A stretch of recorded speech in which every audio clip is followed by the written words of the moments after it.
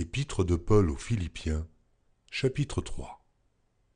Au reste, mes frères, réjouissez-vous dans le Seigneur. Je ne me lasse point de vous écrire les mêmes choses, et pour vous cela est salutaire.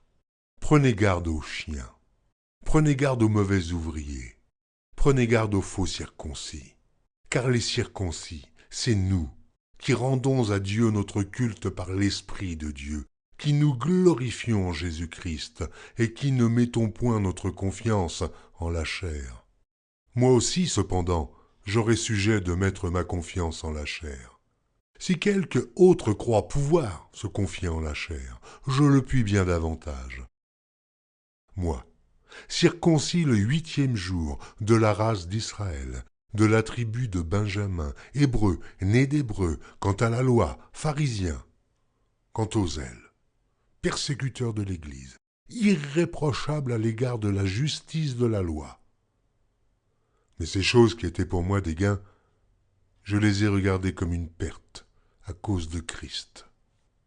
Et même, je regarde toutes choses comme une perte à cause de l'excellence de la connaissance de Jésus-Christ mon Seigneur, pour lequel j'ai renoncé à tout, et je les regarde comme de la boue afin de gagner Christ et d'être trouvé en lui, non avec ma justice, celle qui vient de la loi, mais avec celle qui s'obtient par la foi en Christ, la justice qui vient de Dieu par la foi, afin de connaître Christ et la puissance de sa résurrection et la communion de ses souffrances, en devenant conforme à lui dans sa mort, pour parvenir, si je puis, à la résurrection d'entre les morts. Ce n'est pas que j'ai déjà remporté le prix, ou que j'ai déjà atteint la perfection, mais je cours pour tâcher de le saisir, puisque moi aussi j'ai été saisi par Jésus-Christ. Frère, je ne pense pas l'avoir saisi, mais je fais une chose, oubliant ce qui est en arrière, et me portant vers ce qui est en avant. Je cours vers le but, pour remporter le prix de la vocation céleste de Dieu en Jésus-Christ.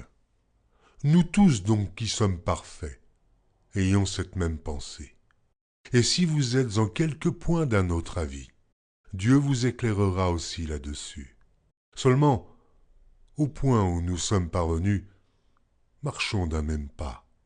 Soyez tous mes imitateurs, frères, et portez les regards sur ceux qui marchent selon le modèle que vous avez en nous. Car il en est plusieurs qui marchent en ennemis de la croix de Christ. Je vous en ai souvent parlé, et j'en parle maintenant encore en pleurant.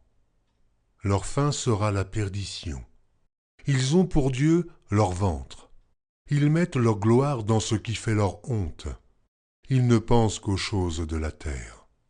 Mais notre cité à nous est dans les cieux, d'où nous attendons aussi comme Sauveur le Seigneur Jésus-Christ, qui transformera le corps de notre humiliation en le rendant semblable au corps de sa gloire, par le pouvoir qu'il a de s'assujettir toutes choses.